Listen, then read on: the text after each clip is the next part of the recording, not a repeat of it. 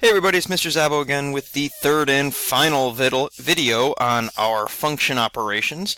We will start with a very quick review of function notation.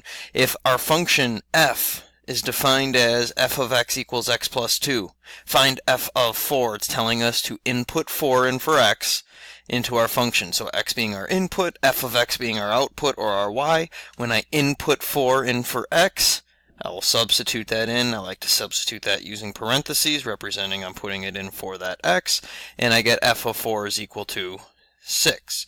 4 is going to represent our input values or our domain, all of our x values, and then what we get as our answer is our output values. That's going to represent our range. Really quick review because we're going to get into things slightly more complex where we're using multiple functions.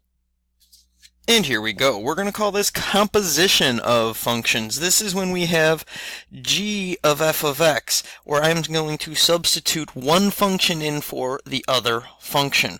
Now, I said in our multiplying videos to pay close attention to the symbol, and you can see this looks very similar, but this is an open dot.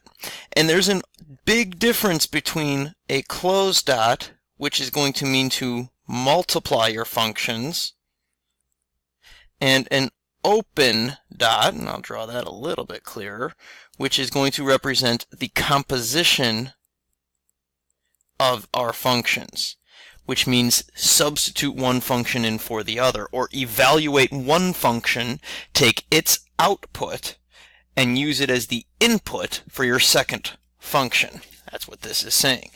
G of f of x means take f of x first, input for that is x, the output is f of x. I'm going to take that output, f of x, use it as the input into the function g. Hopefully that becomes a little bit more clear with an example down here. So I know that my function f of x is equal to x plus 2 and my function g of x is equal to x squared. This is saying it wants me to take f of g of x, or f of g of 3. So this is all about the order in which this needs to be done. Inside out. Work from the inside out. First, if I can identify what g of 3 is equal to, that means take 3 and input that value into function g, or into function g of x. Well, g of x is x squared. So I input this into x squared, I get 3 squared. That is telling me that g of x is equal to 9.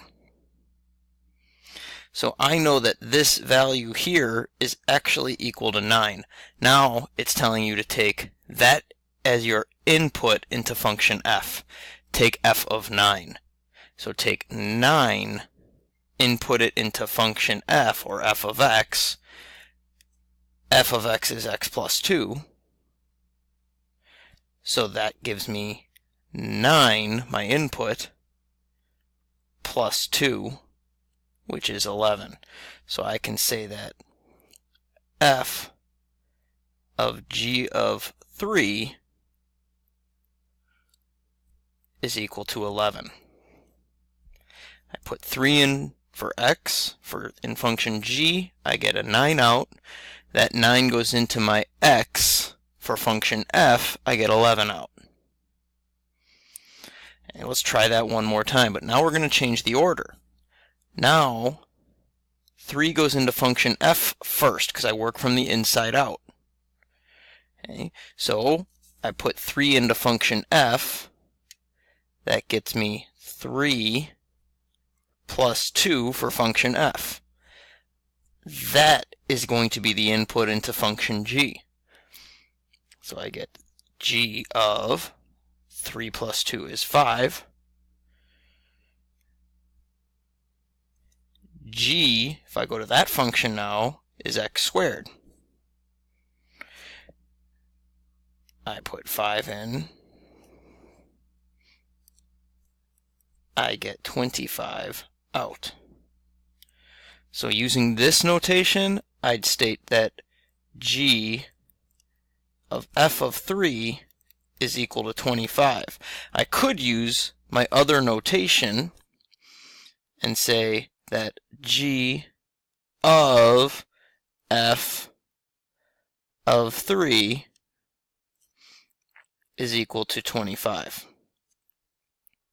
Again, pay close attention to an open circle versus a closed circle. One means multiply, one means evaluate the inside function, then evaluate the outside function with the new input.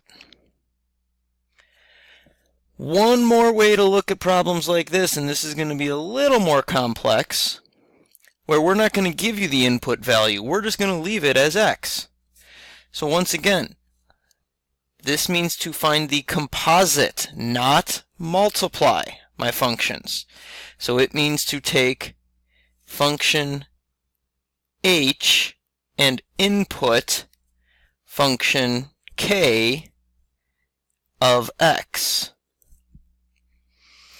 So I'm going to take this function, which is function k of x, which is x plus 1, and input it in for the x of function h. A little bit more clear maybe? Instead of k of x, I know what k of x is. It's x plus 1. And then instead of h of x, I know that h of x is x squared minus 2. But instead of writing x squared minus 2, I'm replacing x squared with x plus 1. So h of k of x is equal to this. Now you do want to try to multiply this out.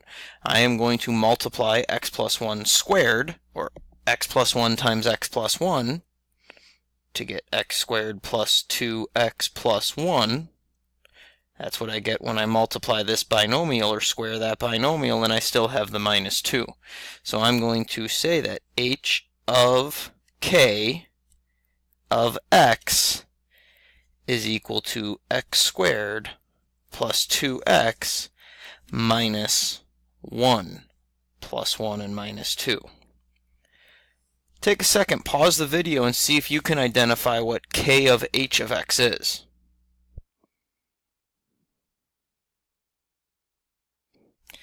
So this is telling me to take k input h of x for my x. H of x is x squared minus 2. That's going to go and get input into function k instead of my x.